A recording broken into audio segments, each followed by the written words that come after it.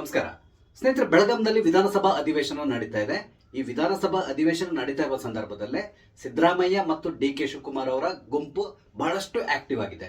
ನಿಮ್ಗೆ ಗೊತ್ತಿದೆ, ಕಳೆದ ವಾರ ಡಿ.ಕೆ. ಶಿವಕುಮಾರ್ ಅವರು ತಮ್ಮ ಒಂದಿಷ್ಟು ಬೆಂಬಲಿಗರನ್ನ ಕರ್ಕೊಂಡೋಗಿ ಒಂದು ಹೋಟೆಲ್ನಲ್ಲಿ ಒಂದು ಡಿನ್ನರ್ ಪಾರ್ಟಿಯನ್ನು ಕೊಟ್ಟರು. ಹೆಚ್ಚು ಕಡಿಮೆ ಒಂದು 55 ಜನ ಶಾಸಕರು ಅದರಲ್ಲಿ ಭಾಗವಹಿಸಿದ್ದಾರೆ ಅಂತ ಹೇಳ್ತಾ ಇದ್ದಾರೆ. ಅದೇ ರೀತಿಯಲ್ಲಿ ಸತೀಶ್ ಜಾರಕಿಹೊಳಿ ಅವರು ಸಿದ್ದರಾಮಯ್ಯನವರ ಬೆಂಬಲಿಗರನ್ನ ಕರ್ಕೊಂಡೋಗಿ ಅವರು ಕೂಡ ಒಂದು ಡಿನ್ನರ್ ಪಾರ್ಟಿಯನ್ನು ಕೊಟ್ಟಿದ್ದಾರೆ. ಇಲ್ಲಿ ಎರಡು ಕಡೆಯವರು ಹೇಳೋದೇನು ಅಂತ ಹೇಳಿದ್ರೆ, ನಾವೆಲ್ಲರೂ ಒಂದು ಕಡೆ ಕೂತ್ಕೊಂಡು ಊಟ ಮಾಡಿದ್ವಿ, ಅದು ಬಿಟ್ಟರೆ ಬೇರೆ ಏನು ಇಲ್ಲ. ಇಲ್ಲಿ ರಾಜಕೀಯ ಚರ್ಚೆ ಎಲ್ಲದೂ ನಾರ್ಮಲ್ ಆಗಿ ನಡೀತದೆ ಹೊರತು ಸದ್ಯಕ್ಕೆ ಕರ್ನಾಟಕದಲ್ಲಿ ನಡೀತಿರುವಂತಹ ನಾಯಕತ್ವದ ಬದಲಾವಣೆ ಚರ್ಚೆ ಏನು ನಡೆದಿಲ್ಲ.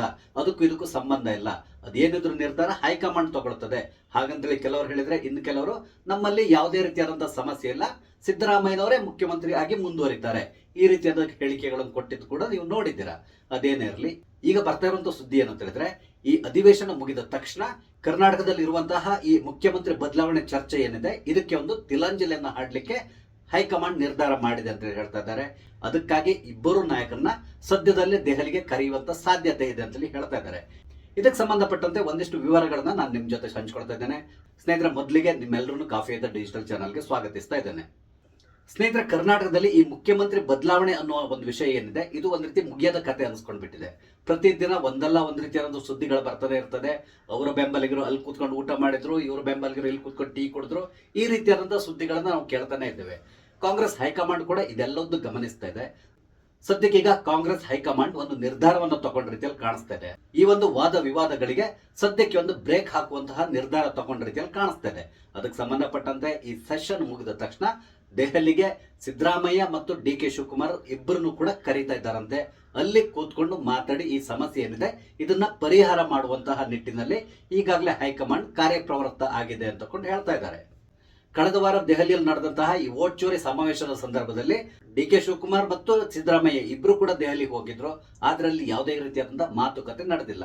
ಸಿದ್ದರಾಮಯ್ಯನವರು ಸಭೆಯನ್ನು ಮುಗಿಸಿಕೊಂಡು ನೇರವಾಗಿ ವಾಪಸ್ ಬೆಂಗಳೂರಿಗೆ ಬಂದ್ರೆ, ಡಿ.ಕೆ. ಶಿವಕುಮಾರ್ ಅವರು ಅಲ್ಲೇ ಇದ್ದು ಮರುದಿನ ಬೆಂಗಳೂರಿಗೆ ವಾಪಸ್ ಬಂದ್ರು. ಆ ದಿನ ಸಂಜೆ ಡಿ.ಕೆ. ಶಿವಕುಮಾರ್ ಸೋನಿಯಾ ಗಾಂಧಿ, ಮಲ್ಲಿಕಾರ್ಜುನ್ ಖರ್ಗೆ, ರಾಹುಲ್ ಗಾಂಧಿ, ಪ್ರಿಯಾಂಕಾ ವಾದ್ರಾ ಇವರೆಲ್ಲರನ್ನು ಭೇಟಿ ಆಗಿದ್ದಾರೆ ಅಂತ ಹೇಳ್ತಾ ಇದ್ದಾರೆ. ಅದರಲ್ಲಿ ಏನು ಮಾತುಕತೆ ಆಗಿದೆ ಅನ್ನೋದಕ್ಕೆ ಸಂಬಂಧಪಟ್ಟಂತೆ ಯಾವುದೇ ರೀತಿಯಾದಂತಹ ವಿವರ ಎಲ್ಲಿಯೂ ಕೂಡ ಸಿಗ್ತಾ ಇಲ್ಲ. ಡಿ.ಕೆ. ಶಿವಕುಮಾರ್ ಅವರು ಕೂಡ ಅಷ್ಟೇ, ಅಲ್ಲಿ ಏನೇನೋ ಮಾತಾಡಿರ್ತೇವೆ, ಎಲ್ಲೊಂದು ನಿಮ್ಮ ಹತ್ರ ಯಾಕೆ ಹೇಳ್ಕೋಬೇಕು ಅಂತೇಳಿ ಪತ್ರಕರ್ತರ ಪ್ರಶ್ನೆಗಳಿಗೆ ಉತ್ತರವನ್ನು ಕೂಡ ಕೊಟ್ಟಿದ್ದಾರೆ. ಆದ್ರೆ ಕೆಲವರು ಹೇಳೋ ಪ್ರಕಾರ ಈ ನಾಯಕತ್ವದ ಬದಲಾವಣೆ ಸಂಬಂಧಪಟ್ಟಂತೆ ಯಾವುದೇ ರೀತಿಯಾದಂತಹ ಮಾತುಕತೆ ಅಲ್ಲಿ ನಡೆದಿಲ್ಲ ಅಂತ ಹೇಳ್ತಾ ಇದ್ದಾರೆ. ಆದ್ರೆ ಕಾಂಗ್ರೆಸ್ ಹೈಕಮಾಂಡ್ ಇದಕ್ಕೊಂದು ಇತಿಶ್ರೀ ಹಾಡ್ಲಿಕ್ಕೆ ಈಗ ನಿರ್ಧಾರ ಮಾಡಿದೆ ಅಂತೇಳಿ ಹೇಳ್ತಾ ಇದ್ದಾರೆ. ಅದಕ್ಕಾಗಿ ಮುಂದಿನ ವಾರ ಸಿದ್ದರಾಮಯ್ಯ ಮತ್ತು ಡಿ.ಕೆ. ಶಿವಕುಮಾರ್ ಇಬ್ಬರನ್ನು ಕೂಡ ದೆಹಲಿಗೆ ಕರೆಸ್ಕೊಳ್ತಾ ಇದ್ದಾರೆ. ದೆಹಲಿಯಲ್ಲಿ ಸೋನಿಯಾ ಗಾಂಧಿಯವರ ಸಮ್ಮುಖದಲ್ಲಿ ಈ ಸಮಸ್ಯೆಗೆ ಒಂದು ಪರಿಹಾರವನ್ನು ಹುಡುಕುವಂತ ಸಾಧ್ಯತೆ ಇದೆ ಅಂತೇಳಿ ಹೇಳ್ತಾ ಇದ್ದಾರೆ. ಬರ್ತಾ ಇರುವಂತ ಸುದ್ದಿ ಏನು ಅಂತ ಹೇಳಿದ್ರೆ, ಡಿ.ಕೆ. ಶಿವಕುಮಾರ್ ಮತ್ತು ಸಿದ್ದರಾಮಯ್ಯ ಇಬ್ಬರನ್ನು ಕೂಡ ಎದುರು ಬದುರು ಕೂರಿಸಿಕೊಂಡು ಕಾಂಗ್ರೆಸ್ ಹೈಕಮಾಂಡ್ ಅವ್ರನ್ನ ಮಾತಾಡಿಸ್ತದಂತೆ. ಕಾಂಗ್ರೆಸ್ ಹೈಕಮಾಂಡ್ ಅಂದ್ರೆ ಯಾವ್ದನ್ನು ನಿಮ್ಗೆ ತುಂಬಾ ಚೆನ್ನಾಗಿ ಗೊತ್ತಿದೆ. ಸೋನಿಯಾ ಗಾಂಧಿ, ರಾಹುಲ್ ಗಾಂಧಿ, ಪ್ರಿಯಾಂಕಾ ವಾದ್ರಾ, ಹಾಗೇನೆ ಮಲ್ಲಿಕಾರ್ಜುನ್ ಖರ್ಗೆ, ಕೆ.ಸಿ. ವೇಣುಗೋಪಾಲ್ ಮತ್ತು ಸುರ್ಜೇವಾಲಾ ಇವರೆಲ್ಲರೂ ಈ ಸಭೆಯಲ್ಲಿ ಉಪಸ್ಥಿತರಿರ್ತಾರೆ. ಇವರ ಎದುರುಗಡೆ ಡಿ.ಕೆ. ಶಿವಕುಮಾರ್ ಮತ್ತೆ ಸಿದ್ದರಾಮಯ್ಯನವರು ಮಾತುಕತೆಯನ್ನ ನಡೆಸಬೇಕು, ಈ ರೀತಿಯಾಗಿ ಈಗ ಫಿಕ್ಸ್ ಆಗಿದೆ ಅಂತೆ. ಅಂದ್ರೆ ಇಲ್ಲಿ ಹೈಕಮಾಂಡ್ ಇವರಿಬ್ಬರನ್ನು ಎದುರುಗಡೆ ಕೂರಿಸಿಕೊಂಡು ನಿಮ್ಮ ಅಭಿಪ್ರಾಯಗಳನ್ನ ಹೇಳಿ ಅಂತೇಳಿ ಅವ್ರನ್ನ ಅವರಷ್ಟೇ ಬಿಡುವಂತ ಸಾಧ್ಯತೆ ಇದೆ. ಇಬ್ರು ಕೂಡ ತಮ್ಮ ವಾದವನ್ನ ಸಮರ್ಥಿಸಿಕೊಳ್ಬೇಕಾಗಿ ಬರ್ತದೆ. ಇಲ್ಲಿ ಸಿದ್ದರಾಮಯ್ಯನವರು ಹೇಳಬಹುದು, ನಾನೇ ಮುಖ್ಯಮಂತ್ರಿಯಾಗಿ ಮುಂದುವರಿಬೇಕು ಅಂತೇಳಿ. ಹಾಗೇನೆ ಡಿ.ಕೆ. ಶಿವಕುಮಾರ್ ಅವರು ಈ ಹಿಂದೆ ನೀವು ಕೊಟ್ಟಂತ ಮಾತಿನಂತೆ ನನಗೆ ಮುಖ್ಯಮಂತ್ರಿ ಪಟ್ಟವನ್ನು ಕೊಡಬೇಕು, ಈ ರೀತಿಯಾಗಿ ವಾದ ಮಂಡಿಸುವಂತ ಸಾಧ್ಯತೆ ಇದೆ. ಆದ್ರೆ ಇದೇ ಸಂದರ್ಭದಲ್ಲಿ ಕಾಂಗ್ರೆಸ್ ಹೈಕಮಾಂಡ್ ಅವರು ಕೂಡ ಡಿ.ಕೆ. ಶಿವಕುಮಾರ್ ಮತ್ತೆ ಸಿದ್ದರಾಮಯ್ಯ ಇಬ್ಬರಿಗೂ ಕೂಡ ಕನ್ವಿನ್ಸ್ ಮಾಡುವಂತ ಸಾಧ್ಯತೆ ಇದೆ. ಒಂದ್ ವೇಳೆ ಮುಖ್ಯಮಂತ್ರಿ ಬದಲಾವಣೆ ಮಾಡಿದ್ರೆ ಕರ್ನಾಟಕದಲ್ಲಿ ಏನೆಲ್ಲ ಸಮಸ್ಯೆಗಳು ಉಂಟಾಗಬಹುದು, ಹಾಗೇನೆ ಡಿ.ಕೆ. ಶಿವಕುಮಾರ್ ಅವ್ರನ್ನ ಮುಖ್ಯಮಂತ್ರಿ ಮಾಡೋದ್ರಿಂದ ಏನೆಲ್ಲ ಅನುಕೂಲಗಳಾಗಬಹುದು, ಮುಂದಿನ ಚುನಾವಣೆಯಲ್ಲಿ ಯಾವ ರೀತಿ ನಮಗೆ ಅದು ವರ್ಕೌಟ್ ಆಗ್ಬಹುದು, ಅಥವಾ ಸಿದ್ದರಾಮಯ್ಯನವ್ರನ್ನ ಕೆಳಗಡೆ ಇಳಿಸೋದ್ರಿಂದ ಮುಂದಿನ ಚುನಾವಣೆಯಲ್ಲಿ ಅದು ಯಾವ ರೀತಿಯಾದಂತಹ ಪರಿಣಾಮವನ್ನು ಬೀರಬಹುದು, ಈ ರೀತಿಯಾಗಿ ಅಲ್ಲಿ ಡಿಸ್ಕಸ್ ಮಾಡುವಂತ ಸಾಧ್ಯತೆ ಇರ್ತದೆ. ಅಂದ್ರೆ ಇಬ್ಬರನ್ನು ಕೂಡ ಕನ್ವಿನ್ಸ್ ಮಾಡುವಂತ ಸಾಧ್ಯತೆ ಇರ್ತದೆ. ಇಲ್ಲಿ ಒಂದಂತೂ ತಿಳ್ಕೊಳ್ಳಿ, ಕಾಂಗ್ರೆಸ್ ಹೈಕಮಾಂಡಿಗೂ ಕೂಡ ಕರ್ನಾಟಕದಲ್ಲಿ ಮುಖ್ಯಮಂತ್ರಿ ಬದಲಾವಣೆ ಮಾಡುವ ಇಂಟೆನ್ಷನ್ ಇಲ್ಲ ಅಂತೇಳಿ ಹೇಳ್ತಾ ಇದ್ದಾರೆ. ಒಂದ್ ವೇಳೆ ಮುಖ್ಯಮಂತ್ರಿ ಬದಲಾವಣೆ ಆದ್ರೆ ಜನತೆಗೆ ಬೇರೆಯದೇ ಆದಂತಹ ಸಂದೇಶ ಹೋದಾಗ್ತದೆ. ಹಾಗೇನೆ ಸಿದ್ದರಾಮಯ್ಯನವರು ಕೂಡ ಖಂಡಿತವಾಗಿ ಸುಮ್ಮನೆ ಕೂತ್ಕೊಳ್ಳುವಂತಹ ಅಸಾಮಿ ಅಲ್ಲ. ಅವರು ತಮ್ಮ ಕೈಲಿ ಎಷ್ಟು ಸಾಧ್ಯವೋ ಅಷ್ಟು ಸಮಸ್ಯೆಗಳನ್ನ ಕರ್ನಾಟಕದಲ್ಲಿ ಹುಟ್ಟಾಕ್ತಾರೆ ಅನ್ನೋದು ಕಾಂಗ್ರೆಸ್ ಹೈಕಮಾಂಡ್ ಕೂಡ ಚೆನ್ನಾಗಿ ಗೊತ್ತಿದೆ. ಅದಕ್ಕಾಗಿ ಕಾಂಗ್ರೆಸ್ ಹೈಕಮಾಂಡ್ ಕೂಡ ಸದ್ಯಕ್ಕೆ ಸಿದ್ದರಾಮಯ್ಯನವ್ರನ್ನೇ ಮುಂದುವರ್ಸ್ಕೊಂಡು ಹೋಗ್ಲಿಕ್ಕೆ ಪ್ರಯತ್ನ ಪಡ್ತಾ ಇದೆ. ಆದ್ರೆ ಡಿ.ಕೆ. ಶಿವಕುಮಾರ್ ಅವರು ಇದಕ್ಕೆ ಒಪ್ತಾ ಇಲ್ಲ. ನನಗೆ ನೀವು ಮಾತು ಕೊಟ್ಟ ಹಾಗೆ ನನ್ನನ್ನು ಮುಖ್ಯಮಂತ್ರಿ ಮಾಡಲೇಬೇಕು, ಇಲ್ಲದಿದ್ರೆ ನನ್ನ ದಾರಿ ನನಗೆ, ನಿಮ್ಮ ದಾರಿ ನಿಮ್ಗೆ, ಈ ರೀತಿಯಾಗಿ ಹೇಳುವಂತ ಸಾಧ್ಯತೆಗಳು ಕೂಡ ಇದೆ. ಇದ್ರ ನಡುವೆ ಇತ್ತೀಚೆಗೆ ಬಿ ಕೆ ಹರಿಪ್ರಸಾದ್ ಅವರು ಕೂಡ ಸೋನಿಯಾ ಗಾಂಧಿ ಅವ್ರನ್ನ ಭೇಟಿ ಮಾಡಿ ಬಂದಿದ್ದಾರೆ. ಹಾಗೆಯೇ ರಾಹುಲ್ ಗಾಂಧಿ ಅವ್ರನ್ನ ಕೂಡ ಭೇಟಿ ಮಾಡಿ ಬಂದಿದ್ದಾರೆ. ಆ ಸಂದರ್ಭದಲ್ಲಿ ಬಿ ಕೆ ಹರಿಪ್ರಸಾದ್ ಹೈಕಮಾಂಡ್ಗೆ ಕೆಲವೊಂದು ಸಲಹೆಗಳನ್ನ ಕೂಡ ಕೊಟ್ಟಿದೆ ಅಂತ ಹೇಳ್ತಾ ಇದ್ದಾರೆ. ಆ ಸಲಹೆಗಳು ಏನು ಅಂತ ಹೇಳಿದ್ರೆ, ಫೆಬ್ರವರಿ ಎಂಡ್ ಅಥವಾ ಮಾರ್ಚ್ ಪ್ರಥಮ ವಾರದಲ್ಲಿ ಕರ್ನಾಟಕದ ಬಜೆಟ್ ಅನ್ನ ಮಂಡಿಸಬೇಕಾಗಿ ಬರ್ತದೆ. ಹಾಗಾಗಿ ಏನಾದ್ರೂ ಮುಖ್ಯಮಂತ್ರಿ ಬದಲಾವಣೆ ಮಾಡೋದಿದ್ರೆ ಆದಷ್ಟು ಬೇಗ ಮಾಡಿ ಮುಗಿಸ್ಬೇಕಾಗ್ತದೆ. ಕಾರಣ ಏನು ಅಂತ ಹೇಳಿದ್ರೆ, ಬಜೆಟ್ ಮಂಡನೆ ಮಾಡಲಿಕ್ಕೆ, ತಯಾರಿ ನಡೆಸಲಿಕ್ಕೆ ಕನಿಷ್ಠ ಒಂದೂವರೆ ತಿಂಗಳ ಸಮಯ ಬೇಕಾಗ್ತದೆ. ಹಾಗಾಗಿ ಏನಾದ್ರೂ ಬದಲಾವಣೆ ಮಾಡೋದಿದ್ರೆ ಆದಷ್ಟು ಬೇಗ ಮಾಡಿ ಮುಗಿಸ್ಬೇಕಾಗ್ತದೆ. ಕಾರಣ ಏನು ಅಂತ ಹೇಳಿದ್ರೆ, ಸಂಪೂರ್ಣ ಮಂತ್ರಿ ಮಂಡಲವನ್ನೇ ಬದಲಾವಣೆ ಮಾಡಬೇಕಾಗಿ ಬರ್ತದೆ. ಆ ಸಂದರ್ಭದಲ್ಲಿ ಕೆಲವೊಂದು ಸಮಸ್ಯೆಗಳು ಕೂಡ ಉದ್ಭವಿಸ್ತದೆ. ಹಾಗಾಗಿ ಅದೆಲ್ಲವನ್ನು ಸರಿ ಮಾಡಿಕೊಂಡು ಬಜೆಟ್ ಮಂಡನೆಯನ್ನು ಮಾಡಬೇಕಾಗ್ತದೆ.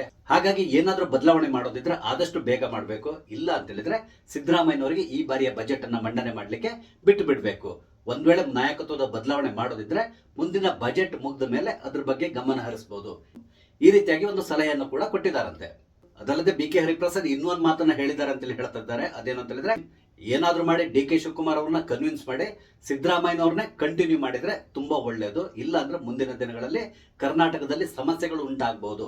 ಹಾಗಾಗಿ ಸದ್ಯಕ್ಕೆ ಈ ಮುಖ್ಯಮಂತ್ರಿ ಬದಲಾವಣೆ ವಿಷಯವನ್ನ ಮುಂದೂಡೋದು ಒಳ್ಳೆಯದು, ಈ ರೀತಿಯಾದಂತಹ ಸಲಹೆಯನ್ನು ಕೂಡ ಕೊಟ್ಟಿದ್ದಾರಂತೆ.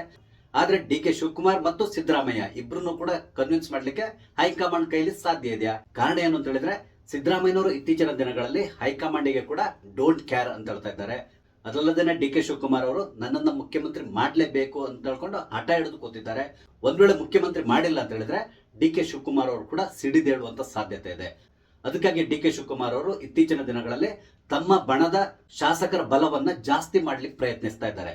ಅದಕ್ಕಾಗಿ ಅವರು ಮೊನ್ನೆ ಬೆಳಗಾಂನಲ್ಲಿ ಒಂದು ಡಿನ್ನರ್ ಮೀಟಿಂಗ್ ನ ಮಾಡುವ ಮುಖಾಂತರ ತನ್ನ ಬಲವೇನು ಅನ್ನೋದನ್ನ ಸಿದ್ದರಾಮಯ್ಯನವರಿಗೆ ತೋರಿಸ್ಕೊಟ್ಟಿದ್ದಾರೆ ಅಂತ ಕೂಡ ಹೇಳ್ತಾ ಇದ್ದಾರೆ. ಇಲ್ಲಿ ಕಾಂಗ್ರೆಸ್ ಹೈಕಮಾಂಡ್ ಒಂದ್ ರೀತಿಯಾದಂತಹ ಪೀಕಲಾಟಕ್ಕೆ ಸಿಕ್ಕಾಕೊಂಡಿದೆ. ಅತ್ತ ಧರಿ ಇತ್ತ ಪುಲಿ ಅಂತ ಹೇಳ್ತಾರಲ್ಲ, ಆ ಪರಿಸ್ಥಿತಿಯಲ್ಲಿ ಕಾಂಗ್ರೆಸ್ ಹೈಕಮಾಂಡ್ ಇದೆ. ಒಂದ್ ವೇಳೆ ಸಿದ್ದರಾಮಯ್ಯನವರನ್ನ ಬದಲಾವಣೆ ಮಾಡಿದ್ರೆ ಕರ್ನಾಟಕದ ಈ ಅಹಿಂದ ವರ್ಗ ಏನಿದೆ ಅದು ಕಾಂಗ್ರೆಸ್ ವಿರುದ್ಧ ತಿರುಗಿ ಬೀಳುವಂತ ಸಾಧ್ಯತೆ ಇದೆ.